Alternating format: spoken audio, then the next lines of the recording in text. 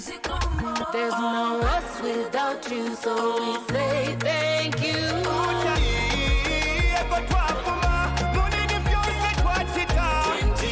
Started from the bottom, now we are here.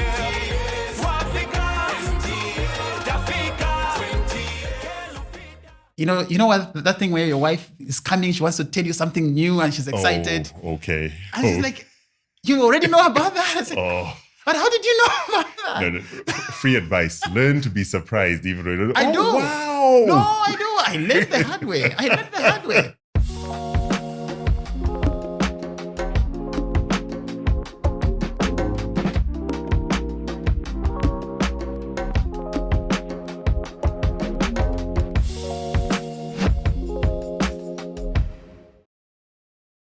Welcome to Nkwazi Unfiltered. As you know, it is the podcast that interviews Zambia's most interesting individuals. True to form, we're not going to disappoint you today. We have an individual who is beyond interesting. He has accolades upon accolades, and there's a question we're going to ask him a bit later about how he manages to juggle everything that he does within the same 24 hours that every other human being has. To give you a quick breakdown of who he is, he's the Chief Executive Officer of Standard Chartered Bank Zambia. And once I've said that, the cat's out of the bag, you obviously know who he is. But beyond that, it's probably worth noting that he has more than 19 years of experience in banking, and he has traveled the world with Standard Chartered Bank. He has worked in the Middle East, in the UAE especially, where he held a position looking after consumer banking, and he was actually managing director of consumer banking in the UAE. Which is quite amazing. Beyond that, he's also the founding pastor of one of Lusaka's fastest growing churches. And that leaves you saying, how do you manage to pull that off? And he is a man of many talents, a man of many skills. And as if that's not enough, he's also an entrepreneur, an author, a very well sought after speaker, a husband, a father. And as if that's not enough, he is pursuing a PhD. Now that I've caught my breath, please join me in welcoming Mr. Sonny Zulu. Welcome to Nkwazi Unfiltered, Sonny. Thank you so much, Kamiza. Truly appreciate it. And thank you for that introduction. Yeah, no. I hope I did it justice. You did more than. In fact, I was thinking, who is he talking about? Yeah, no, you're too humble. A Thank quick you. question. Yeah. Let's start at the beginning. Tell us a little bit about your childhood. And a segue from that question will be, where did you grow up? How did you grow up? And very importantly, what sort of values were instilled in you that have made you the man that you are today? Great. No, thank you so much. So, look, it's a long story that I'm going to cut short. There's one thing about me that I don't hide my age. So I always talk about my age very, by the end of the day, when you die, they're going to say it, right? They're going to put it there. It'll be on your epitaph, yeah? Exactly. Born here. Oh! Yeah. Everybody's going to know. Exactly. So, and at some point, I think it comes with the territory. Even when you go on, social media platforms or even just, Wikipedia and everything else, at a certain level, they'll put the age, they'll put it there, so you can't hide. So, I mean, I'm 48, and in that 48, if I try to cut it into just like a minute or two, there's a lot that I'm going to leave out. But I was born here in Lusaka. So I was proudly born at Charleston Clinic. Oh. Yeah, so sometimes I pass through there, like, okay, this is where I was born. This is the place. And I don't think I've ever gone back there from the time that I left, when I was born. So really? One of the days, I just passed on the road, But I was born there. The first part of my life, I was in Avondale, Southern Properties. Right. And then went to the Copper Belt. So I always remind myself that there's a bit of Copala in me. But the moment I say Ndola Kamiza, people are like, no, Ndola that's is not... toned down now. That's Copala light. Yeah. So I've got a bit of Copala light in me. And I started at a very interesting school called Suburbs Primary School. Oh. Yeah, apparently my dad had a friend was a headmaster there, and he says, "Look, I want to take you to the school where my friend is a headmaster there." Right. I was not accepted the very first time because I couldn't do. I don't know whether you remember that thing where you do your Hand over head. Oh, yes, No, I yes. couldn't. You're not really Zambian was- if you've never done that. Exactly. I was rejected. So I went back home. I went together with my brother. But sometime around second term, there was a magic show. And my siblings, our children are growing up differently from the way that we did. True. In our time, it was a privilege actually just to be able to go and sit with your father, watch television together. True. So my older siblings were so scared of dad, they couldn't ask for money, to pay for the magic. So they sent me. I was like, the spokesman. So I went there. I remember it was like 20 ngwe each, and I asked for myself. So dad gave us 16 ngwe, my sister, my brother, and myself. But I wasn't a pew at that school. Right. So in the morning, I had the money for the magic, but I was not registered. Oh, no. So I wore my brother's uniform, went there. I was only going for the magic and nothing more. And lo and behold, we got there. The magic show was cancelled. So I had nowhere to go. And you were in uniform. I was in uniform. I followed my brother. I went in class. And the teacher noticed, because now they were writing, she had put like 10 questions on the board, writing, and she noticed that I wasn't writing because I was just sitting there. I had nothing. I had no pencil, no book, no nothing. So she came in. And this is a very funny story because I ended a new name from that story. So the teacher came in and sat on my desk and says, okay. Very respectfully called you grandpa. Exactly. So then I explained that. I said, look, from Kansenshi, what do you want? I want to learn. Who did you come with? My brother. Where is he? He's seated at the back there. Do you know how to write? I said, yeah. So she gave me a piece of paper. It was tough because at home I used to practice, in those exercise books with lines. With the lines. But this one is just a piece of paper. No. And she sharpened the pencil and 10 questions. And because I was learning from home, so I got 10 out of 10. Oh, wow. Yeah. I must mention my brother got 8. Yeah, but... you had to put that in there. Yeah, I put that. Sibling rivalry. So, the teacher was impressed. Long story short, took me to the deputy headmaster, and that's how I started school. The following day, my brother was told what my parents should get for me. They've got now my proper uniform and everything else, and I started. So fast forward, moved from that school, Suburbs Primary School, to Itawa. So so I did most of my grade 2 at Itawa, then moved from there, to Lusaka, Chelston Primary School. Right. Now I think the name has changed. It's Chelston Basic School or something on Acacia Road. And then from Chelston, went to Chipata, Kanjala Primary School, my grade 7, and then secondary school. Did that at Hillside. Now again, it's now a girls' school, but it was Hillside Secondary School. The then history has changed. Of Zambia. Then from university, and then from there on, then I started working. I did a bit at KCM, a bit at Catholic Relief Services, and then with Standard Chartered. But my family was a big family. At one time, there will be times sometimes when we'll be like 15 at home, because of cousins, this and that. That, for me, it shaped who I am because it really helped me to learn different personalities. There will be conflicts in the home. You learn how to resolve that. And sometimes you're watching like, okay, what's going on here? Why has this one been sent outside? So that was my childhood. Wow. And so if you were to be candid about the kind of child you were, already the ingenuity's come through. You figured out how to make it into class and beat your brother. We're going to put that in there. Make sure we highlight that. But in terms of your personality, were you outgoing? Were you reserved?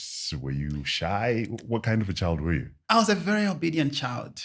Yeah. And somehow I trusted adults so much. I trusted my parents so much. And sometimes I think that I was too obedient.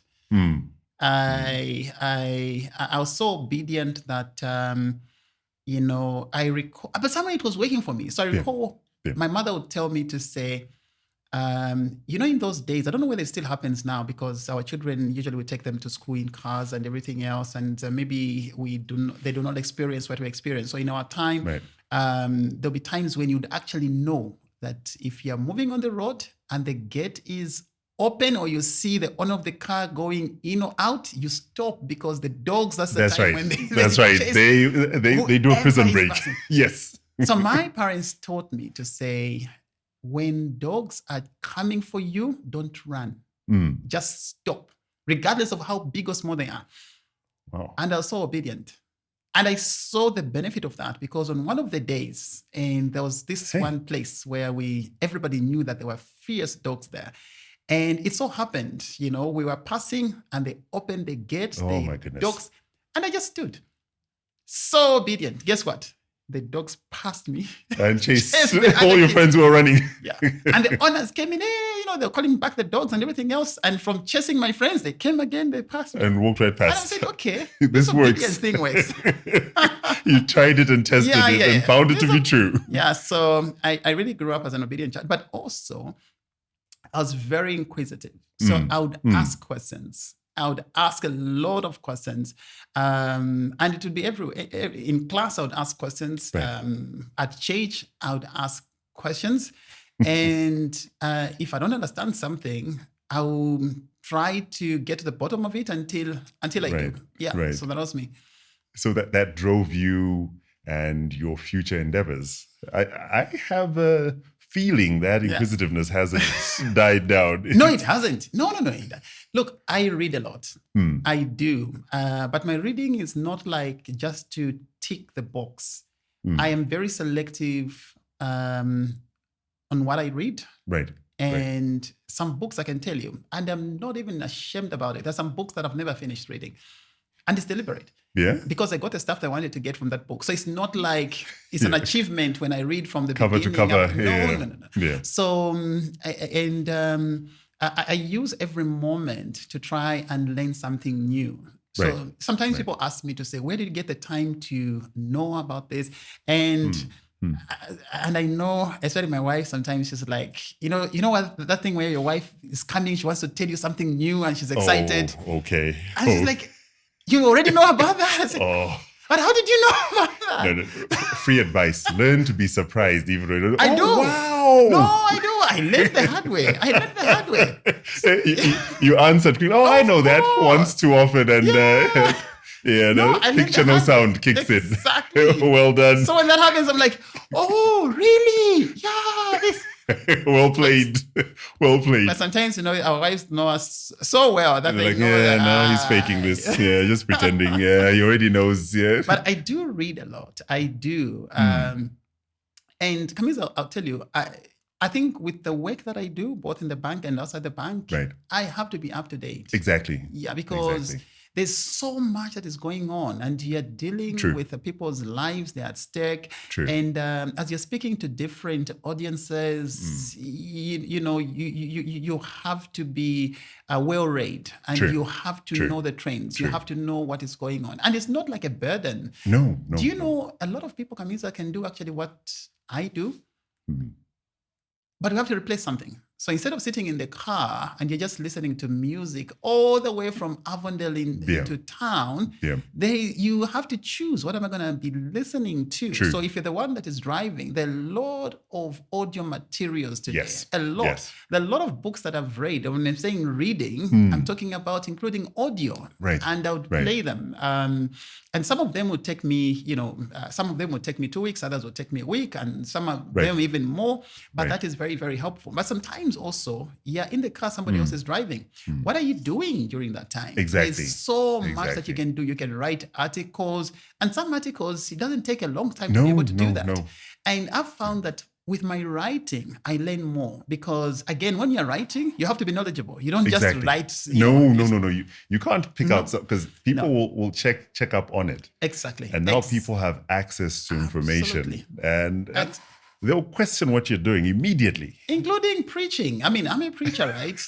You're preaching. There are people who are actually and checking. someone's on Google. No.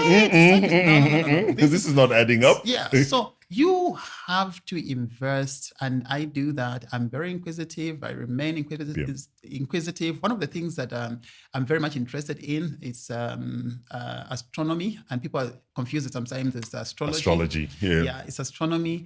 I'm into the space world. I read about galaxies, about black holes, dark energy, and so on. And that is just mind-boggling. It is. You reach a point where I've not seen a single person who is serious about astronomy that says there's no God, because at some it's point, self-evident. just look. It's self-evident. There's no way. This couldn't have been an accident. There's no way. A random act.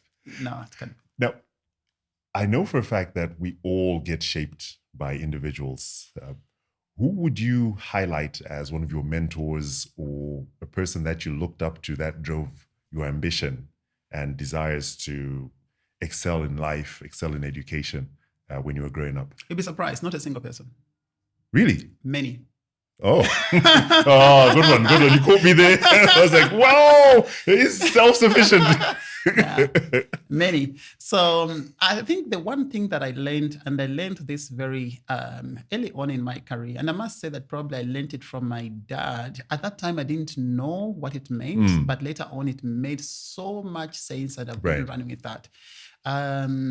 My dad once told me something to say, you know what, there was a time when he was growing in his own leadership at church, and he started interacting with reverends. And then he came home one day and he says, you know what, the more I interact with reverends, the more I realize how human they are. Right. And he says, these are just human beings. Right. And they have got so many areas that, that when you begin to learn about their lives, you're like, is this really a man of God? Exactly. And so on. Now, what that taught me is that if you have one person that you're saying, this person is the person that inspires me, this is the person that I follow, this is the person that I'd like to be like them. Right. Now, there's only part of them that you know. Exactly. You don't know the other part of their lives. When you begin to learn about the other parts of their lives and you begin to learn some of their weaknesses, and you had put all your hope and confidence and everything in this one person, a lot of people have actually been disappointed. Yeah, you get shattered. I know that even as, people who are Christians, there are people who have actually backslidden because the person that they trusted backslid, and they're like, if this person, what hope is there for me? And then, exactly. That for me taught me to say, you can be inspired by certain aspects of people's lives, learn from them, run with that. Kamiza, this might be shocking for a lot of people, but I'll tell you that even some of the worst dictators that people have there, there's something you can learn from them. True. People don't get to the top by accident. No. They don't just get there. No. There's something that got them to the top. So you can choose to ignore all the negative things, but ask yourself, what was driving this person? What actually made them climb that ladder? It's not, even if you look back, even in this country, we've had so many presidents. They were so different. True. If you look at their personalities, so different. So diverse. So if you choose to say, I want to be like this one and like that one, these are different personalities. True. For me, what I look at in each one of them is what was unique about this person? Right. How were they navigating through all these complexities? And what can I learn? And by getting different pieces, I then come and translate that into my own personality, into what I have learned, and I put that together, and then it makes me who I am without losing my soul. I have to remain who I am, but I've picked up all of these and I use them to be able to grow. I like that. So in essence, you sift through and find the positives and the attributes that are admirable in each individual you come in contact with. Most impressive. And so as a child, what kind of hobbies were you into? And did they in any shape or form guide your career choices and career path? So astronomy, I picked up astronomy when I was very young. You'd be surprised that I knew about the solar eclipse that we had in Lusaka, Zambia, about 8 years before it happened. Oh, wow. I knew because of you reading ahead. I knew exactly where the shadow was going to pass, by what time, and everything else. So for me, that has been from my childhood. There'll be times when I would go to the library and I'll be, studying. When I get tired, I actually look for books. on space, on this, and so on. And that's how you'd relax. That's how I relax.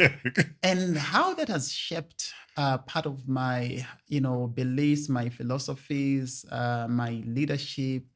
It is just to look at how this complex universe or multiverse, if you like, how it just comes together, and it is working so perfectly well that if you imagine if the earth was to move just by a few degrees from where we are, all of us are gone.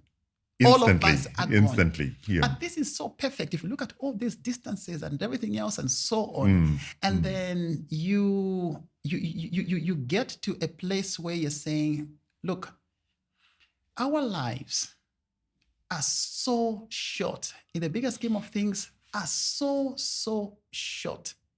If we even just imagine eternity, the few years that we live, even if you live for 100 years here on earth, it's a little tiny dot. Yeah. And that realization, and Kamiza, to put this into context, right? Think about it. 30 years ago, I went to the University of Zambia about 29 years ago. Right. As first year. Right. And right now, it just looks like yesterday. Just like yesterday. Oh, these are the friends. These. You still remember. Like exactly. This is like, 1996. Okay. Yeah. Now, let me add 30 years to my life now. If God keeps me alive, I'm like 80. That's it. That's it. And it's like, okay, how did this happen? The Sonny Zulu you're seeing today, if I go back, when I was coming into campus, so I've actually lived these 29 years. If I add them to so our lives are so short. And then the question is, what are we doing with these short lives?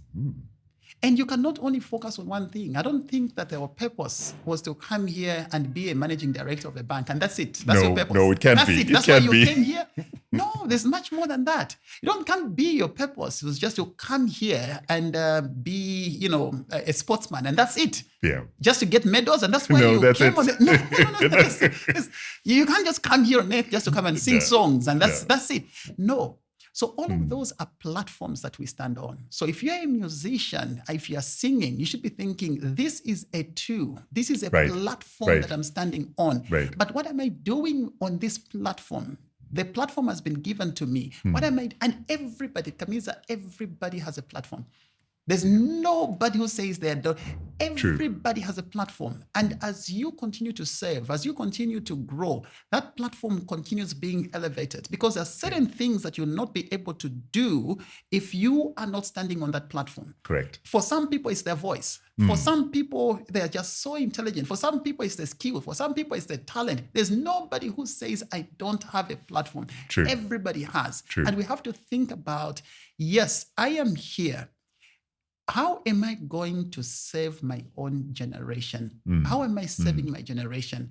And we shouldn't even be shy about it. We should be very bold. And there's some risks sometimes that we have to take. I take risks all the time. Right. And sometimes even the things I say, do I think everybody agrees? I know not everybody agrees. Do I need everyone to agree? No. Nope. No. If you look at people who have actually made an impact, the time when they were living, the time when they were doing the things that they were doing, others were ending up in prison. True. Others were ending up being condemned. Yeah. Nelson Mandela was on the terrorist list. Even after he had come out, they forgot to remove him from the list. And then remembered, he needs to visit the United States. Sorry, he's on the watch list out here. Exactly. But can you imagine those who were around him at that time? I'm sure that there could have been voices like, no, Nelson Mandela, why are you doing this? You know what? You're going to be considered a terrorist. Just calm down. Calm down, play it safe and everything else. Nobody can ever get to the top if you're always playing it safe. True. There's some risks that we have to take. And I'm not saying deliberately put yourself, no. But stand up for what you believe. Yeah. That is right. Be able to voice out. Whether it is in the church, there are a lot of things that are wrong that are going around in the church. There has to be somebody who stands up and call it out and say, this is not right. Correct. Now, the reason why I'm bringing in the platform discussion is there's somebody who will say something, nobody will listen. True. And there are people that God has raised, and God has given you the platform. When you speak, everybody listens. The reason why I encourage everyone to seek to grow, not only in their careers, even to seek to grow even in their wealth. It is so important. Kamiza, this one, people sometimes they take it, we are so humble, it's okay to be poor and everything else and so on. There are if you go even in the Bible, you look at the people that God was using, he was actually raising them. Correct. He was not waiting for them to be up there. No, he starts and they're responding when they're still there. Correct. But when God sees your heart, God sees that you are actually, following that purpose. God begins to raise you. There's a scripture that I like from Ecclesiastes chapter 9, verse 16. Right. It says that wisdom is better than strength. Yeah. However, a poor man's wisdom is despised, and his words are not heard. And in as much as we may find that, some people might find that offensive, but it is actually true. It's a fact. We see it in families. Oh, yes. An uncle somewhere will say something very wise, but nobody will listen. No one bothers. No one bothers. But when somebody has attained certain things and everything else, they say, so desiring for us to be able, it's not for us. It's not just, I want to drive a comfortable car. I want to be, in a big house. No. True. It is also to help us to drive the message, to be able to help us to deliver on our purpose. And that is something that should actually be taken seriously. And for those who are in school and everything else, desire to grow. Don't just say it's okay. No. Right. No one will listen to you. I hear you. And based on what you've said, you seem to have been very critical and analytical from an early age. At which point did you have an aha moment about the trajectory of the course of study that you wanted to take? Is there one particular moment where you decided, this is me, this is where I want to go? So the course of study, it has been all mixed up, okay? First of all, we did not have the advantage that many people have today where, of having people who have actually walked that path to come and tell us about careers and everything else and so on. I didn't have that privilege. So I was navigating through, exploring. Today, we have a lot of mentorship that is happening. We have a lot of workshops that are happening, a lot of conferences. We have podcasts like this one. Exactly. We didn't have that. Nope. We didn't have this, nothing. Yeah. So in that time, and it was very common. Now it is changing, right? In that time, it was very common that when you think about your career, what are you thinking about is what we have watched on TV. Yeah. Correct. You have seen so many policemen, you want to be a policeman. You've seen teachers, you want to be a teacher. You've seen nurses, you've seen, and all these are beautiful careers, but then you are so limited to the few that you have actually seen, and you don't go beyond those. So for me, I had an uncle who was a vet doc, and I was so inspired by him. I was like, what? I want to do veterinary medicine when I go to university. And that's what I applied for. And really? Now, so when you go to university, in those days, natural sciences, everybody's together. So those who are doing engineering, those who are doing all the sciences, everybody is together. And go to campus, and I'm talking about those days. I know things have changed now. And a few friends started saying, you want to be a vet doctor? You want to be a doctor for animals? No. Come on. And these guys, what a wonderful career that the guys just, got me away from. Exactly. Just because they ridiculed it. Yeah. I'm like, okay, no, I've changed. So then I said, okay, I want to be a med doctor, and but we're still in natural sciences. Correct. Yeah, I had a bit of a disadvantage in my first year in that the school that I went to, Hillside Secondary School, it was a new school, so it was moving from a basic school into a secondary school. Right. Yeah, so I was the second person from that school ever to go to the university. So there was one that was head of us. He's a lawyer now, and after him, that was me. Right. But I didn't have a strong foundation. So now I go into first year. I'm with, students who have come in from DK, and Hillcrest, exactly, so the creme de la creme. Oh, and you know what? We are doing all these complicated mathematics. I never did ADMA. No, I never did. And we're there like, what is this? So it took me a bit of time just to catch up.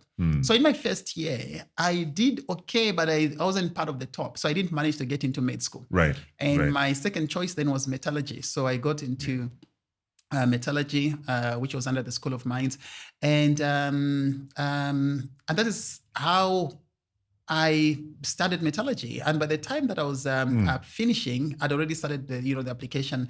For the bank was already advertising for graduate associates, but I didn't go straight to the bank.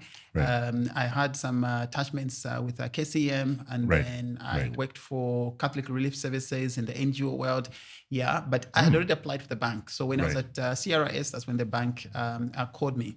Now, when I was at the bank, then I realized, okay, fine, I've done all these engineering courses and I'm in the bank. That was helping me and it helped me. So I can tell you all those courses that I did helped me significantly, Right. even to grow Right. and, to be identified. But then I also said I needed to know more about business. And that's how I did my master's in business administration. Oh, wow. So several defining moments. And as you went along, obviously picking up and learning and then just consolidating to give you a holistic view of the way things work. Now, growing up, a lot of people tell you self-discovery happened in high school or in university. A lot of people transform when they hit university, like there's this newfound freedom. Where did this happen for you? Where would you identify your time of greatest self-discovery? I think there have been so many points, and the one that probably I'd want to talk about has to do more with my purpose. Yeah, because I was doing so many things, and I knew there were so many things that I could do, and I continued doing that. Right. But the moment that was so defining for me was at a conference, and I was speaking at a conference, and this conference was, organized by Suila Nstiame. Oh, Yeah, exactly. So I was one of the speakers there, and that was very early on. I think it was 2013 or something like that. I can't remember. So I was already doing so many different things, right. but I wasn't still very clear on my purpose. What am I doing on this beautiful planet called Earth? Interesting. And the question did not come from me, did not come from anybody. It came, from anybody who was, part of the speakers. It was actually from the audience. I was talking about entrepreneurship. Right. And I was talking about, in fact, career. So both entrepreneurship and going up the corporate ladder. Right. And then this young lady lifted up her hand and asked the question to say, Sonny, you have told us about entrepreneurship, but you are there working for Standard Chartered Bank. Ooh. Challenge. How do we reconcile the two? Yeah. And I sat there, you know what? And I thought about it, saying, look, this is a very intelligent question. True. And it is real, it is true. And I asked myself, to be honest, that same question, because I was saying, why am I still working and the business if I had focused more on the business and something that I knew it was actually going to grow even more? Right. So from a family business side, we supply aviation fuel at Mfoe Airport, and I was thinking, like, you know what, we can actually do more. There's more opportunities. There's Solwezi, there's Kasama. We could have even there was opportunity to go to Livingstone. But then, because I was working for the bank, there's also limitation in terms of how much time you can put in there. So we just said, let it keep on running. And I'm doing this. And I sat there. For a moment, there was silence. There's silence in the room. And I paused as well. And the answer came, and thank you. I wish I could remember that lady, because I am so grateful that she asked that question, because for me, that was a moment of realization. And I said, you know what? I looked at one spot on the ground for some moments, and then the answer came back to me, and it just revealed so many things. I said, you know what? I would have chosen to be 600 kilometers away from here, running the business and making money. And I would have been happy. My family would have been happy, and it would have been okay. The one thing for sure that I was not going to be doing is standing in front of you today and speaking to you. Oh, wow. Good response. I am here. The bank has given me the opportunity to be able to stand before you, not only before you. The bank has given me an opportunity to help and to support people in different places that I'd have never Right. imagined ever in my Right. life going there. I've been to Vietnam. I've been to Thailand. I've been to China. I've been to Korea. I've been to Pakistan, remote places of Pakistan Right. that a lot of Right. Pakistanis that have never been. I've been to India, Europe, so many places I can go on and on. Right. I would have never, there was no way I would have gone through the Middle East, different countries there. Right. The bank Right. has helped me. So the way that I look at it is I am working with the bank. When I go to certain places, I'll go do the bank's business, which I should, and I should do it excellently well. Correct. But I should not forget my purpose. Because the question is, why am I there? I'm Right. not just there to go and make money. Right. I am there to serve my purpose. And when you have discovered your purpose, everything else begins to come together. Correct. Everything else begins to come together. When you know your purpose, today you can be transferred from, maybe you're working in Lusaka, you might be transferred to Mongo. You know what? You're not going to complain because you know when I go to Mongo, it's not just about making money, it's not just about the title. There's a reason why I'm going to Mongo, and you will go serving your institution that has sent you there, but Right. at the same time, sometimes it's just a community that you are going there to support and to be Correct. able to help. Correct. And you serve your purpose. You might stay there 2-3 years. And that was your assignment. After that, another assignment comes in. So for me, the moment I discovered that, Kamiza, a lot of things have changed. The way I look at, even today, my coming here and everything else, obviously, I mean, I'm busy. There's so many things, but I'm Exactly. saying, Sonny, you have to serve your purpose. Yeah. Yeah, you have to serve your purpose. And I have to put all of that together. When I travel, I'm on the plane, I have to serve the purpose. Right. When I Right. go out to the remote places, there are certain places, sometimes people would invite me, can we come in? This would be a small place. You know what? There are places, Kamiza, that people have invited me, and there are 15 people, and I have traveled all the way. I say, you know what? They're Even worth if it. it's one person, Yes. that's that. Because you don't know where this one person will go and how many other lives they're going to impact. Correct. Correct. Talking about impact, you were incredibly impacted by your faith walk. Tell us how and when you became a Christian and what is most memorable about that moment. Okay, so I'll break it down into two, right? Becoming a Christian as a religion, as people understand it, and also having a relationship with God. There we go. Two different things. So going to church is something that I started. And when the first church that I ever went to, it's the Catholic church, the one in Charleston. Really? Yes. Charleston Catholic? Yes. On Great East Road? Exactly. And this was my late elder sister that took me there. And then we started going there. I was very young. And interestingly, for some reason, we used to go to the Nyanja. Really? Yes. Oh, wow. Yeah, we used to go to the Nyanja service. Yeah, so, and then went to the Copper Belt. My sister, again, she continued taking us to the Catholic Church. For some reason, Right. my parents never used to go, but my sister always used to take Really? us. Yes. So she was the one leading the charge on faith Exactly. matters. But my parents would bless us. My mother would say, yes, go.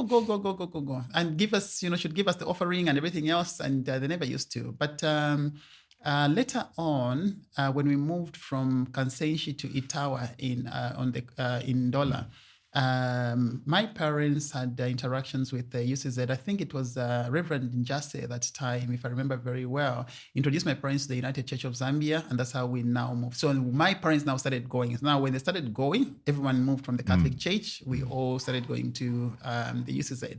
But I was just going there because Right. it was my family, and I had no personal relationship with God. And I was learning. And again, because of my inquisitive nature, I got to learn about the 12 disciples when I was still very young. So sometimes Right. they would use me in Sunday school to say, hey, come and tell, who are the 12 disciples? So yeah, And run through them. Yeah. And there was a song. So sometimes I would even say it in Bemba, Really? Yes, after Andrea. The benefits of being across different regions. Exactly. Yeah. So you go through, I went through that. And my brother, so I have a brother that got born again, and he's the one, and for him, he just went on one extreme.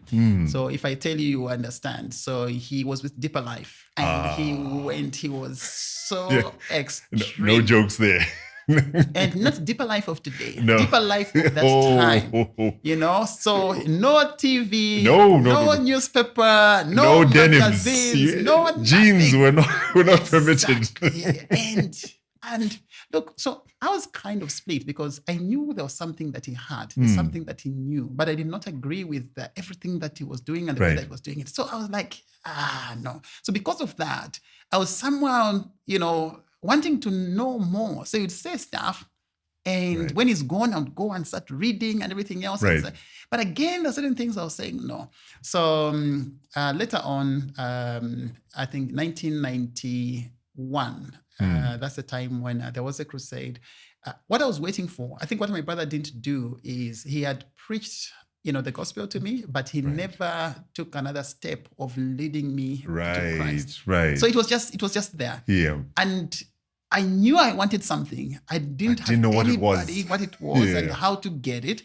So when there was a crusade, and now there was an opportunity, those who want to receive Jesus Christ as their personal Savior. And for me, that was the opportunity. And I did that. And then, you know, obviously I had then to be discipled to grow and so on. So if I look back, 1991 was the time when I personally, you know, accepted the Lord Jesus Christ as my personal Savior.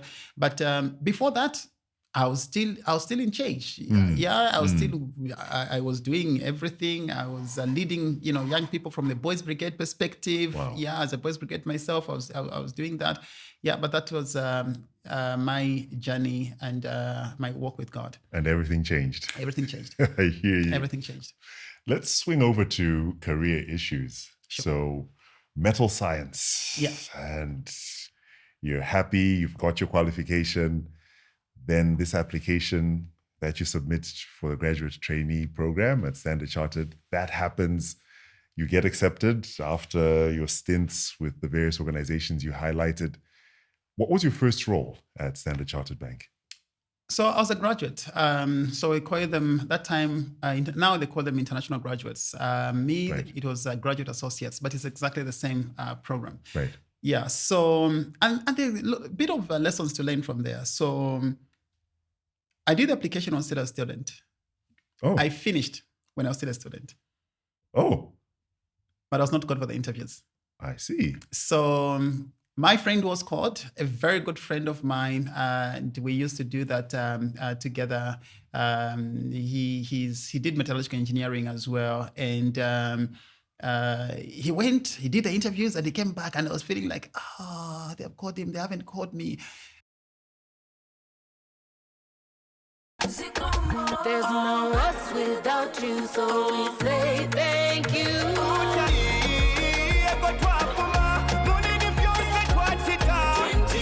Started from the bottom, now we are here.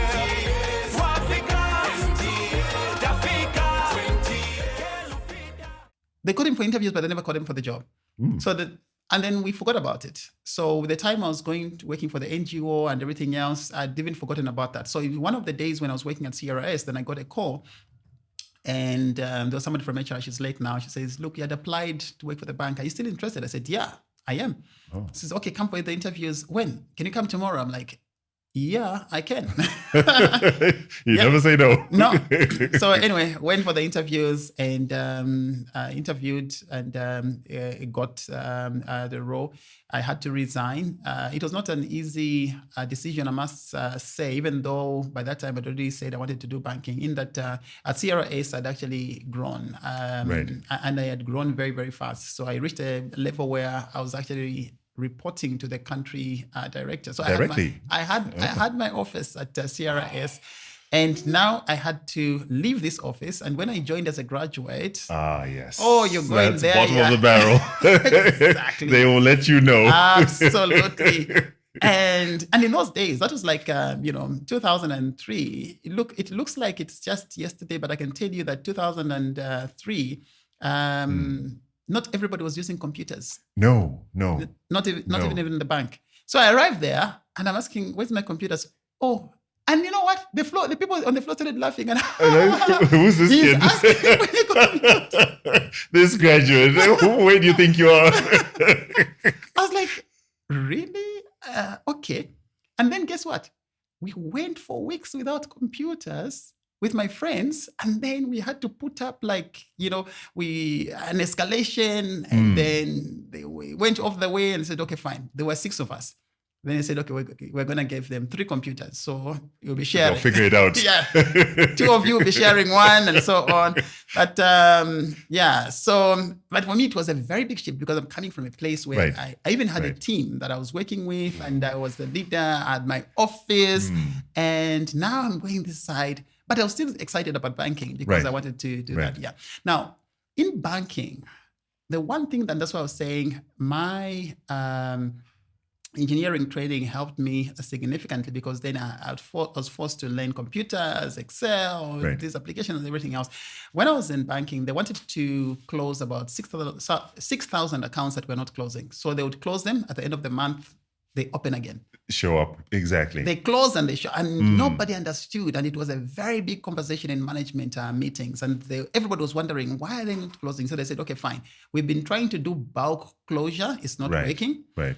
Give them to these graduates, let them do the heavy lifting. Exactly. So they gave, with my friend, we shared 3,000. Started closing those accounts one by one. So I was set up, Northern branch, so I was set up on the system, and I started closing.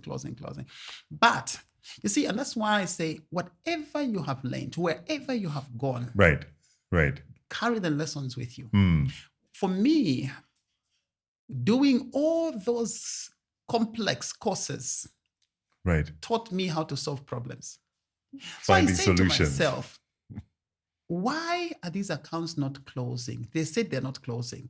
Number 2, what is the process? How do we ensure that when it happens the next time, they're not going to reopen again? What is the problem we are trying to solve here? So identify the problem, analyze the problem, came up with a solution. And by the time I was closing 1,500 accounts, I knew what the issues were. Right. And it was very simple. So if I'd explain it even for non-bankers, you'll be able to understand very easy. So one, it was, the systems are different from now. So there was an interest accrual field. So interest accrual, when it has accrued, you don't see it as a balance. So when you're writing off, for example, if there's a balance of let's say 340 kwacha, that is not the only amount that is there. In the interest accrual field, maybe there is a 15 kwacha. That's it. Now, if you zeroize this account and you run it a month and to close, that 15 kwacha needs where to go. Yes, and because it doesn't know where to go, it finds its way back into the account. The account is reopened again. So, there was interest accrual. There were also some blocked amounts. So these could be blocked fees, because the first time when, maybe there was a charge or something that was not passed, did not go into the account. So it was in the blocked field. So again, to try and close that, it goes and forces open the account. So it comes in as overdrawn. But guess what? It also starts accruing the interest. So you're going through this cycle over and over. When I discovered what was going on, I did not only close them and went and reported back to say close. No. What I did was I prepared a report for my manager and said, I've closed out of the 3,000. So this is like midway through the process. I said, just a midway report. I've closed 1,500 accounts. And these are the issues that I discovered. And this is what I have done to ensure that they do not open again. And she wasn't on her desk, so I left it on her desk and I went my way. And then I started working on the next 1,500. So then I finished. When I came to submit my second report, and I asked, and I said, I'm looking for my manager. And he said, why are you looking for us? I said, no, I've come to present my report on the other. You are Sonny. Guys, this is Sonny. This is Sonny. You know what? My boss was Manga then. It says he was so happy. She was the one who was in charge of closing these accounts. She was so happy with what you did and the report that you presented. She was talking about it throughout. And she even went and told the head of business. So I was like, Oh. okay. Do you know what I did? Yeah. I went back with my report. Really? Because I said if she was happy with the first one that I did, Exactly. this one has to blow her away. Exactly. It's going to be better. So I went back and even, Reworked it and came back and submitted. That, what I didn't know, Kamiza, was that issue was a big problem at Exco. It was being discussed in risk meetings. Oof. So that report went all the way up. Wow. And everybody was asking, the management team on those days, who has done this? This issue has been with us for over 6 months. We are discussing It's a legacy this. issue. It's a legacy issue. And then somehow they got to know there was a Sonny Zulu, Right. I was an IG or international graduate. And when I would meet the senior management and they'll say, oh, Sonny, you're Sonny Zulu. Yes, Sonny. Would you want to come and work in my department? I was like, Really? okay, yeah, I'd love to. Yeah, no. You know what? And they started marketing their departments to me. Oh. So the rotation was now being an enticement. Exactly. It wasn't the usual regular flow of rotation. Absolutely. And they were inviting me to go and work in the departments permanently. This, you know what, in this department, you can grow like that and everything. Now, Kamiza, there were a lot of lessons from there. Right. The work was repetitive. I would have easily said, you know what, I'm a graduate. Why have you asked me to come and start closing these accounts one by one and everything else and so on? Right. But there's a lot that I learned from the process. And it also became a platform that I was able to stand on and to be connected to the senior management. Right. Number two, I also learned from there that whenever you've been given a task, whatever task that it is, whatever your hands find to do it with all your might, whatever it is. Yeah. And for people that might be listening to this, sometimes you might just be asked to say, oh, you're going to take minutes for this meeting. Right. Make sure your minutes are perfect. Yeah, crisp. Yeah. You don't just write, oh yeah, I was taking minutes. No. Make sure you go, and sometimes your very first time you've attended that meeting, first exposure to the MD or the CEO or to the board, make sure that it is classic word class. You put in your very best, the formatting and everything else, no errors. Right. For the first time, you might actually hear, oh wow, the minutes we have this time, these are perfect. Who did these minutes? The moment who starts, then you are being lifted. Right. Even just a vote of thanks. There are people who are told, come and give a vote of thanks. Think through that. Correct. There are a lot of people, Kamiza, that I know that have earned a promotion, not because they brought in sales, not because they delivered on their written objectives. No, but just because they were a very good director of programs. Correct. They delivered. Everybody's asking, who is that guy? Exactly. Or who is that exactly. girl? The moment that question starts, you know you are on your way to the boardroom. That's it. It is, and that's why I keep on saying we should not only focus on what we are learning in class. Don't only focus on the A's. The A's, yes, we should get them. Right. Aim to get good grades. Yeah. But get educated outside the class. There's a lot of education that we get by attending funerals, by attending weddings, by being part of an organizing committee for a farewell, for a birthday party. Those things, nobody will teach you in class. Negotiating with people, nobody will teach you. You have to learn. Resolving conflicts, nobody will teach you. You have to learn. And that is something that actually just helps you to be well-rounded. Yeah. And what you learned in class now comes in to supplement. It actually helps you to navigate through this complex world that we're living in. If I hear you correctly, you're basically saying the entire world is your classroom. Absolutely. So you find a lesson to be learned in every situation that you're placed in. Absolutely. Speaking of lessons, I think the best way to learn a lesson is to make a mistake. Yeah. Is there any key mistake that you made when you joined the bank that taught you something and it's a mistake you've never made again? Many.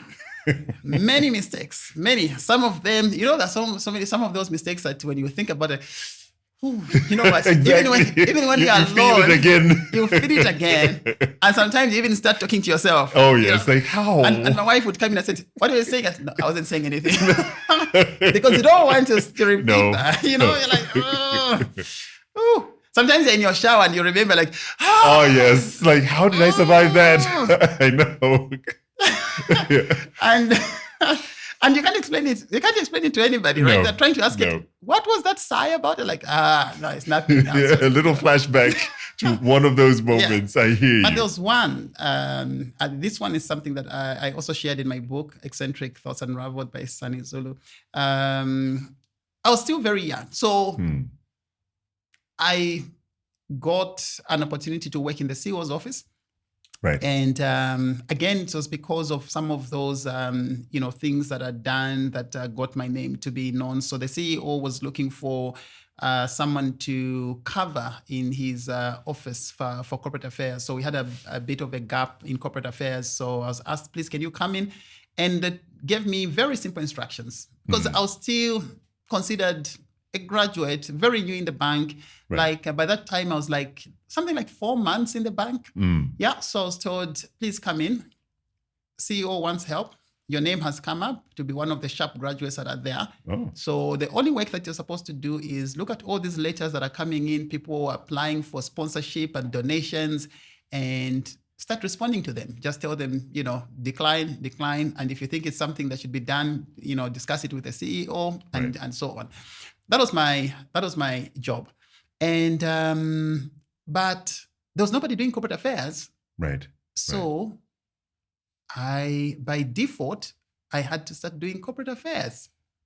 Yes. And I started learning media relations. I started learning investor relations. I started learning government relations. Right. I started learning people relations.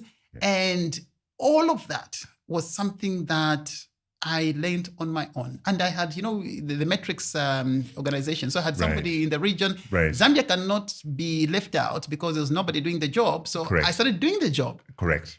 And I started liking the job. And my regional person, head, started liking what I was doing and now was coming in, giving me more instructions. But the CEO had to leave. Right. So he called me one day and said, Sonny, I like what you're doing. And I know that, you are now so much deep into this role and you love it.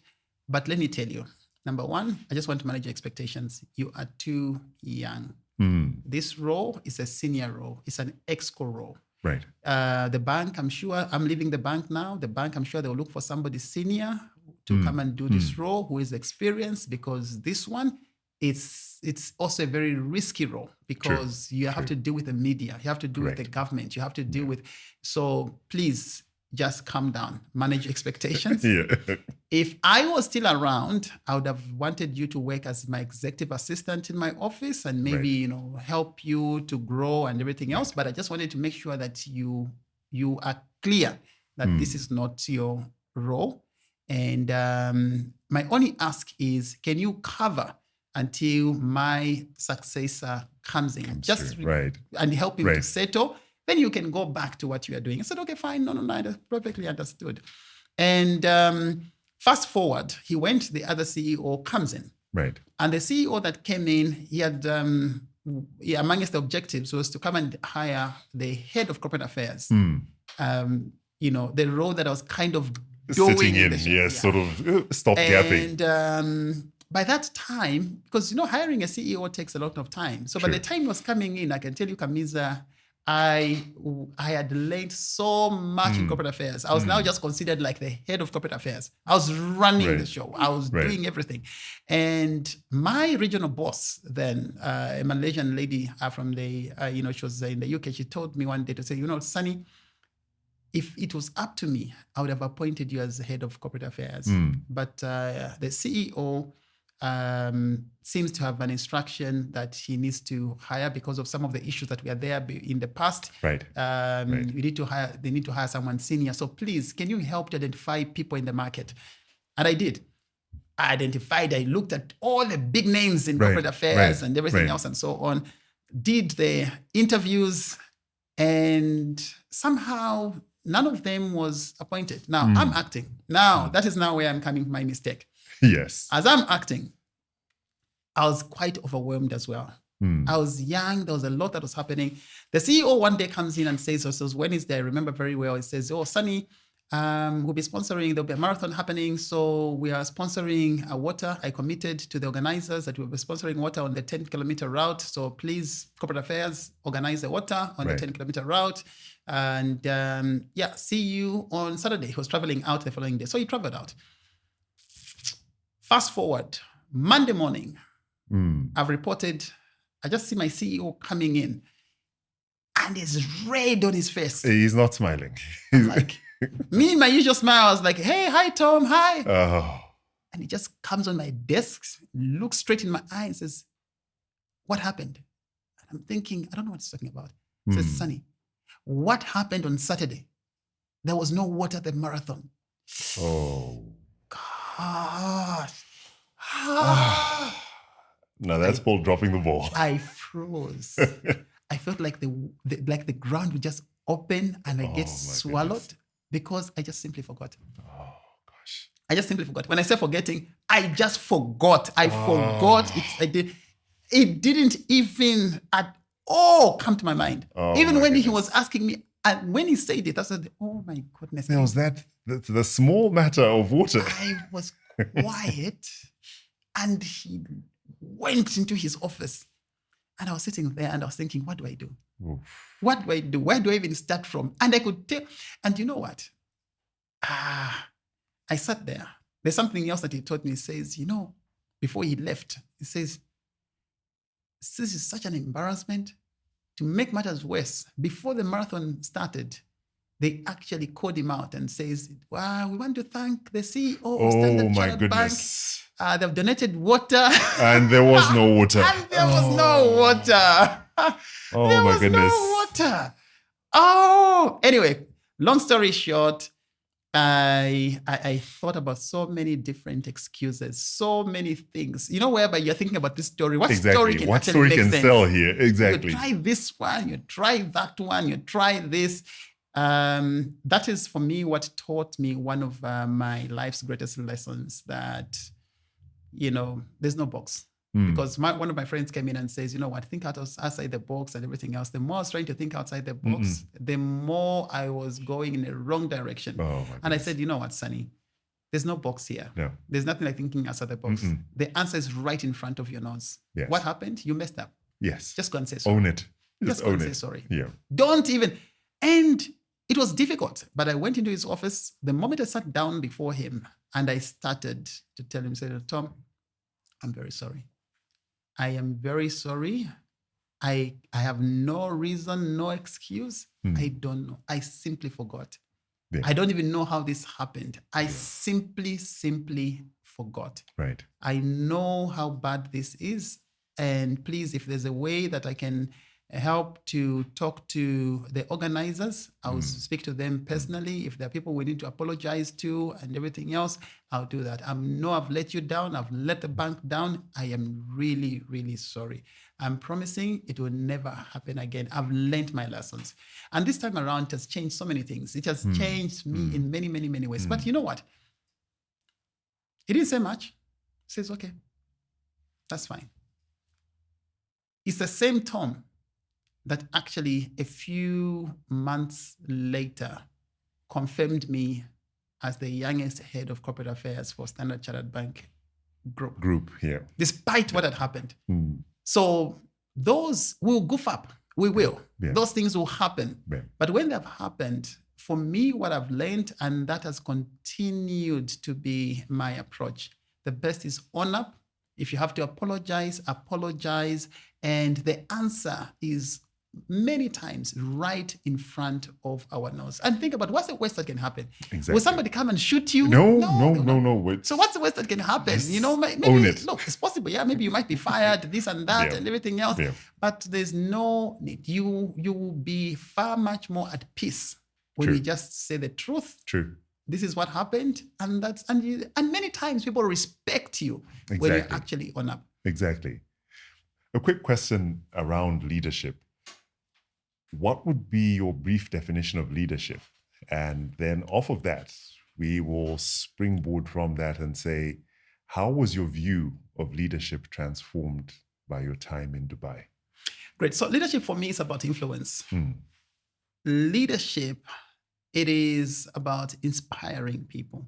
Right. Which is very different from management. Right. So sometimes people confuse the two. So if you look at management, you're talking about administration, you're talking about structure, you're talking about having, organizing things. We have people who are great leaders, but very bad managers. Right. There are people who can influence people, who can get a followership. They're very bad at time management, very bad at action points, very bad. And guess what? Nothing happens. Yeah. Because if you're a great leader, but a bad manager, nothing will happen. These are the times when you have people following you and you're not leading them anywhere, but you have got a followership. Right. Right.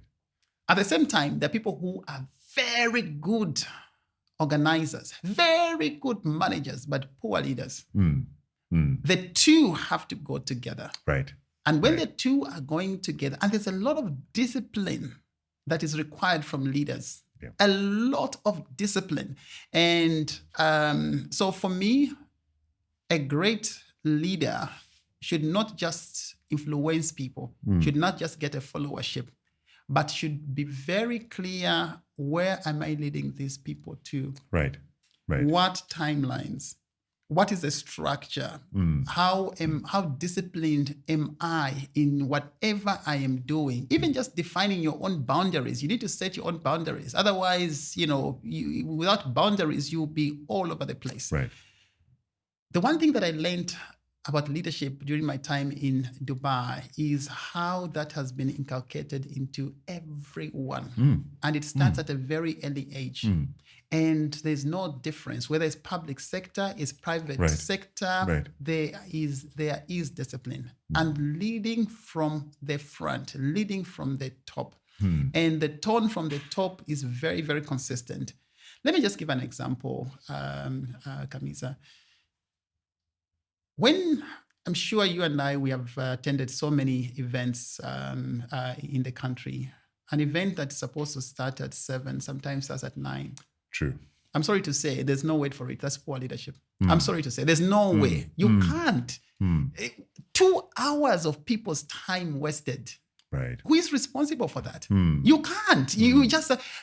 what I learned in the UAE, and this is, I can tell you, this is at every stage, every level.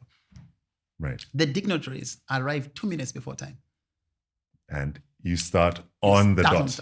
You start on the dot. And everybody knows. And because everybody knows, they no will one dares coming late. Nobody dares coming late. Nobody dares coming late. Yeah. So there has to be that discipline, but it has to be driven. One thing I've learned about people is people are all the same. True. People are all the same. It's the culture we drive that shapes how they behave. Right.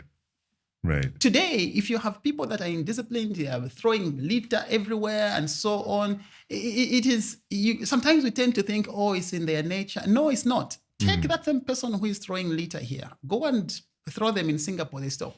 Suddenly, perfect. It's they fold up the litter and toss it in the bin. Why? It's because somehow the leadership has put a system that is actually stopping people from doing that. And sometimes these are tough decisions, but it has to be done. So for me, leadership requires us to be firm on things that should be done, that should be established. If we are going to be very soft, including when it comes to crime. Again, one thing that I learned from the UAE, they are very tough on crime. Yes. Extremely tough on crime. Now, sometimes a criminal would complain. Yeah. You understand? Exactly. Yeah. But one who is not a criminal, you love it. Exactly. Because there's no crime. Exactly. The whole time that I lived there, I never saw people swearing at each other. I never saw anybody, fighting. Never. Yeah. You know what? Even the police, the way they arrest you, They don't come in with drama, No. Nothing. The police, when arresting you, the way we are seated like this, maybe we are having Politely a meal. having a conversation. They'll politely come in. How are you, Mr. Chikula? Yeah, great. Okay. You're enjoying your lunch? Okay. My name is this. I'm from the Dubai police. And we would like you to accompany us to the police station. We have a few questions that we'd like to ask you. So if you don't mind, you can pack your things. Oh, wow. And have you already paid your bill? Kamiza. Okay, what's going on here? You will be walking with the police. Exactly. You have been arrested. Nobody knows. Nobody knows. Wow. And everything just happens. So they're very, very particular in terms of the atmosphere that they want to build. It is very deliberate. So it doesn't just happen. It's not accidental. No, it's not accidental. It's very, very deliberate. You know, when you have a ministry of happiness and a minister of happiness, that's special. We just want to create happiness. It is very deliberate. So I think for me, it is something that I learned, and it's something that I value so much. And I say that we all have a role to play, whether it is in our homes, and it's not only looking at government. Many times when we're talking about leadership, people are already thinking about government. No, leadership is beyond the government. It is about the institutions that we are running ourselves. If me as CEO, I tell staff that we are going to have a town hall at 4, I shouldn't be there at 4:30. True. No, I should be there at 4 or 2 minutes before 4. Yeah. And the moment people see that, they will actually know, hey, the CEO is already there. Guess what? Changes everything. Yeah. You do it 3-4 times and people will know. People will actually, it's the culture that you're driving. So all of us have got that responsibility. One of the things, Kamiza, and this is the last thing I'm going to say about this topic, is we have seen it in schools. There are some schools that will be so indisciplined, True. and everybody's complaining about that. Let me tell you, just get one good headmaster. And everything changes. Everything changes. The same school, the same teachers, the same pupils, the same environment. But you've brought in somebody that says, no, we are not. And the way you implement that is very different. There are people who come in with a heavy fist and everything else. There are others who come in and engage, others who come motivate and everything else. But there has to be leadership that will say, no, this we are not going to tolerate. This is a no. The school just changes. You meet the students. Good morning, sir. How are you? Yes. Something has changed. Yes. So we all have a responsibility. We can do that in our homes. We can do that in our let me talk about churches as well. Yes. As the Spirit leads. No. No. The same Spirit that 5 hours later. No. When you are preparing, where was the Spirit? The Spirit should have been helping you prepare. Yeah. The Spirit doesn't just show up at the end and say, I'm inspired. No. And we should not, I think we should stop taking advantage of people and holding people at ransom. No, we shouldn't. We should be disciplined. So that leadership for me is everywhere. Don't even look elsewhere. Start by looking at ourselves in the mirror and say, what kind of leadership am I providing in my kitchen, in my home, at my workplace, as a driver, whatever it is. We are all leaders in different forms and shapes. You have struck on something quite interesting, because my next question is going to be on work-life balance. Yeah. And from what I'm hearing, you've been able to transpose lessons from the different aspects of your life into every area that you operate in. Now, someone defined you as a workaholic, and they have it on good authority that on a certain flight from Singapore to Johannesburg, the entire duration of the flight, you were on your laptop. And each time this person woke up and turned, you were on your laptop. And I trust this person's opinion very, very greatly. Yeah. And so I believe that. Yeah. How do you balance all the things that you're doing? Do you also have the same 24 hours that the rest of us have? Or have you found some way in the multiverse to get yourself a 40-hour day? Because CEO, father, husband, pastor, studying for a PhD, writing articles and authoring books. How do you pull that off? I don't balance. No. I don't even try to do it. How does it work? I don't even encourage anybody to try to balance. You see, what is balancing? If you just think about balancing, right? Let me see. I have a pen here. Let me try to balance this, okay? So I'm trying to balance it. I will probably, somewhere. Okay, good. I'll There it balance is. it. Yeah. Yep. But look at how long it took me to balance this. Hmm. And to balance this, I had to move a little bit this side, a little bit that side. Constant movement. Right. And when people are trying to balance whatever they try to balance, that's exactly what happens. You're mediocre at home, you're mediocre at work. Because when there's a little bit more weight this side, you're pushing it this shifts, side. exactly. And then it moves this side. Constant like, shifts. no. Look, you can never get to the top, Kamiza, if you're just gonna be doing just a little bit, just enough. No, you cannot. If you're, I'm gonna be very honest. If you are an 8 to 5, forget about getting to the top. It does. And I'm privileged to have met a lot of people who are successful. I can tell you, Kamiza, I'm yet to meet one that does not work hard. Yeah. So all of this working smart, I am all for working smart, but working smart alone without working hard, I'm so sorry, it's not going to work. There's no lazy person, and I'm sorry to use the word lazy, and I'm not saying that those who work, 8 to 5 are lazy, but all I'm saying is there has to be hard work that has to be put in there. Because look, the top is not meant for everybody. No. The top is meant for a few people, and it is by design. There's anything that you look at in the world today, there are only a few people at the top. So it is organized almost like this. So you have a lot of people at the base here.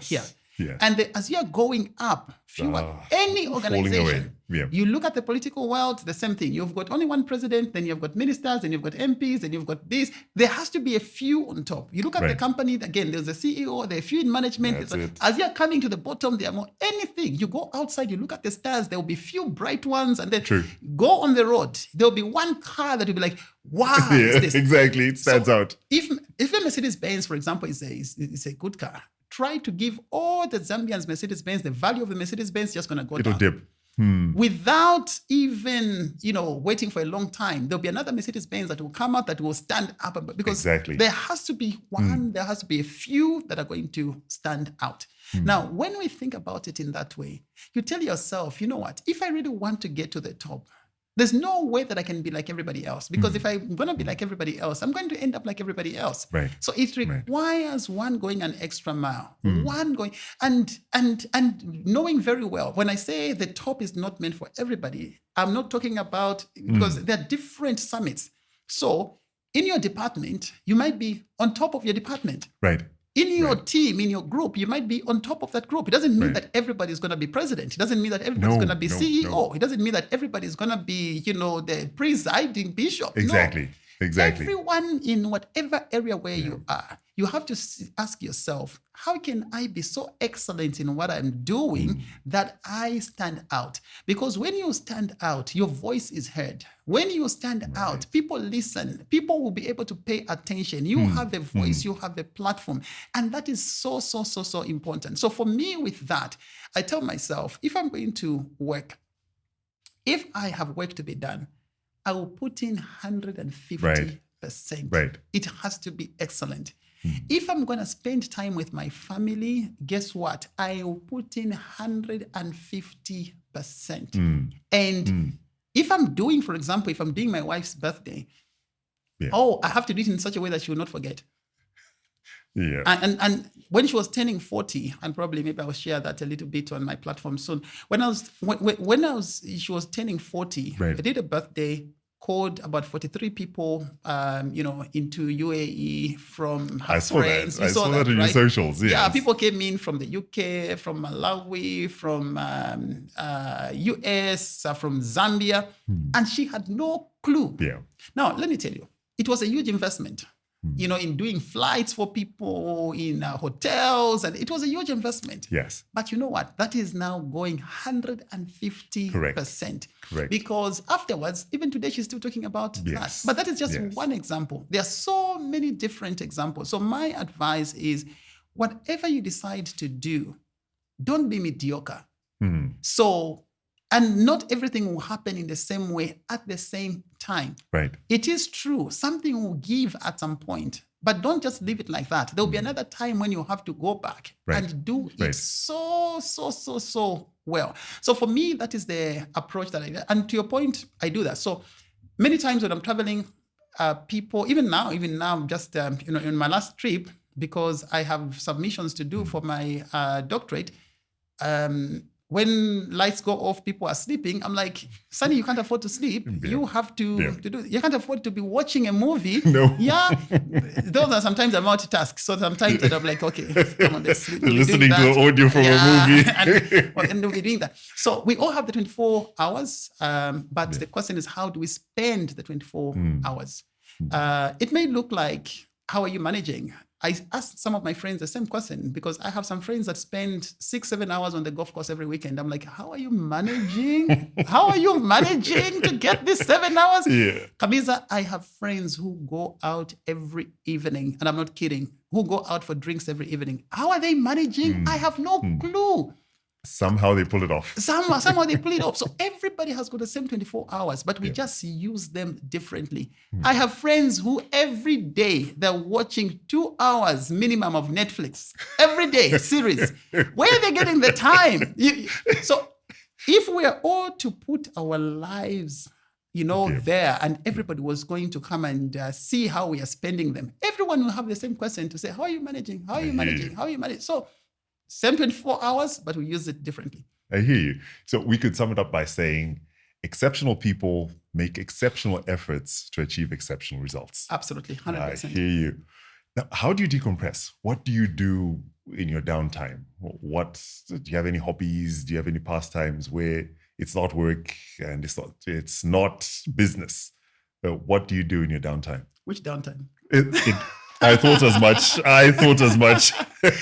Look, no, I'm just kidding. I have a lot of downtime. So I first of all, I go back to my hobbies. So I use, because that for me, that is it's the fuel. It's the engine that gets me moving. I go back into my hobbies. Like I said, I actually read a lot, and I connect dots, I connect things, and everything else. But I'll tell you something that I discovered. This Kamiza, for me, it's mind-boggling. So I was doing a course with Oxford University, and it was bank sponsored, but it was a very, very powerful course. And this course required us to know how to recover from stress. So everybody has got time when they recover activities, and everyone is different. So for me, and the way what they did is they sent us these gadgets, all of us in different countries that were on this course. So you know, like those hospital things, like the the sensors and all. Yes. So they put all of that, and you have the gadget, you have to work with it, and you have to do everything with it. So the only thing they said is that, apart from when you're taking your shower, you take it out. That's the only time you're allowed to take it out. The rest of the time, you have it. You don't, whether you are going through security checks and everything else, you have it on you. So when you take off your shirt, you have all these cables. Sensors all over you. Oh. And it was getting data in terms of when you're stressed and when you're recovering. And what I discovered, and sometimes we get stressed and we don't know. That's one of the things I discovered from that program. Because and then you're also recording what you're doing at any particular time. So then they go and match your stress levels with what you were doing at the time, right? I didn't know some meetings, I was stressed. Just sitting in there, sometimes not even saying anything. No, just what's going on in the room is stressing you. So now, but it was very, very interesting to see that correlation between these kind of activities and your recovery. Right. For me, what surprised me, and this one is so humbling, mind-boggling, and I have continued because now I have scientific evidence. My best recovery times was on Friday in the evening when I was attending a prayer meeting at church. Wow. And on Sunday during the service in church. Scientifically proven. Wow. When I saw that, I could not, I'm like, this cannot, how? And the interpretation of the results were not even, so we just got the gadgets afterwards, you take them off, you put them in a DHL pack and send them back. It. Right.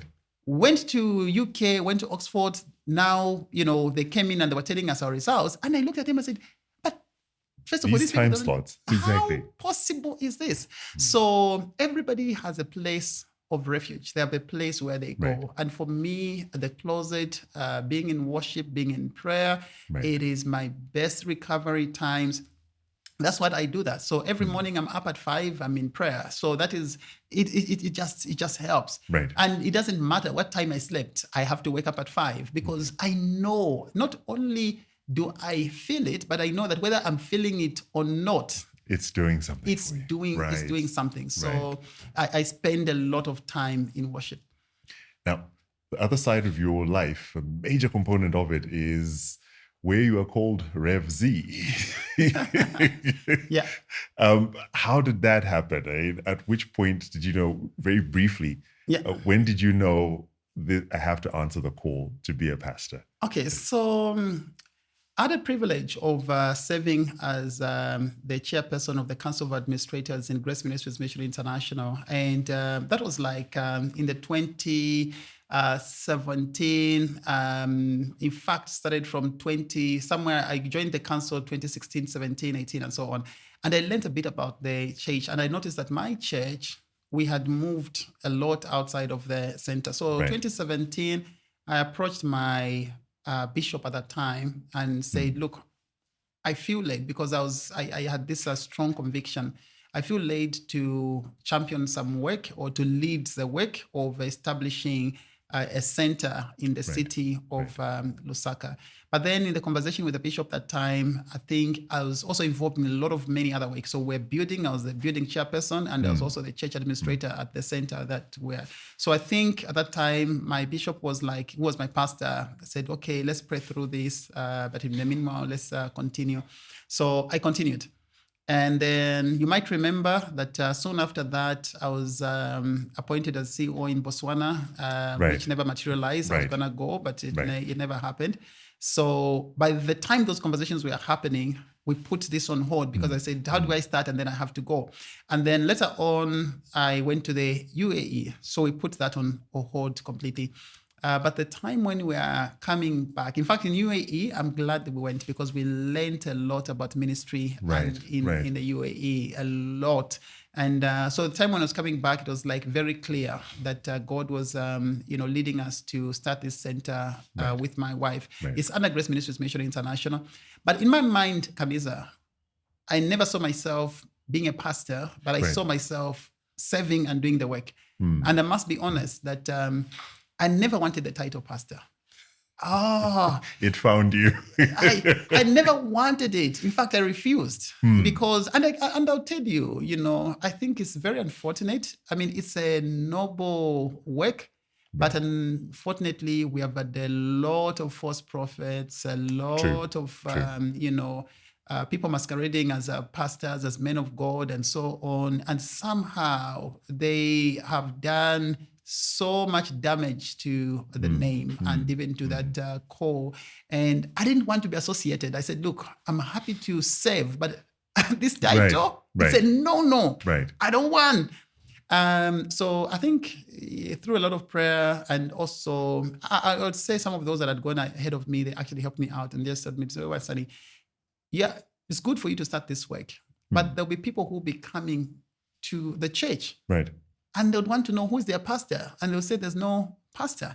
And how is that going to work? We are not doing this for you. You're doing it for the people that you are leading. And in fact, because for me, what I was very clear of is I'm an elder. An elder is a pastor. If you go in the Bible, elders are pastors. And that was my premise of saying, look, let me just continue to serve as an elder.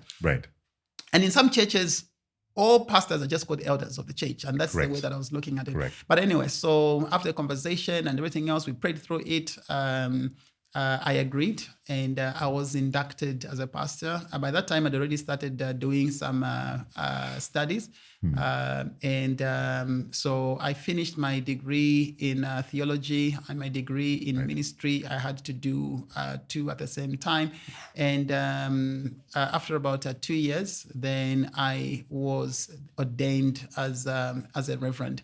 So the work has been going on. We continue to serve. And I would encourage people, wherever you feel laid and called, don't even wait for any title. Let's just continue to serve. Let's just continue to serve, and we serve in different ways. And there you have it. We have had an opportunity to learn that little bit more about one of Zambia's most interesting individuals. He's a man that goes by several titles. But to all those who have the privilege of knowing him, he's Sonny Zulu. He has a wonderful story that he's shared with us, and we've walked the journey of his life with him. Truly grateful for you sparing your very precious time to be with us. Thank you so much for taking time out to be on Nkwazi Unfiltered. Thank you so much, Kamiza. It's a real pleasure. And just, going through these questions and everything else, this actually takes me back into memory and very refreshing, I must say. So thank you. Thank you so much. See you on the next episode of Nkwazi Unfiltered. Who knows? You might be sitting in the guest seat. There's no us without you, so we say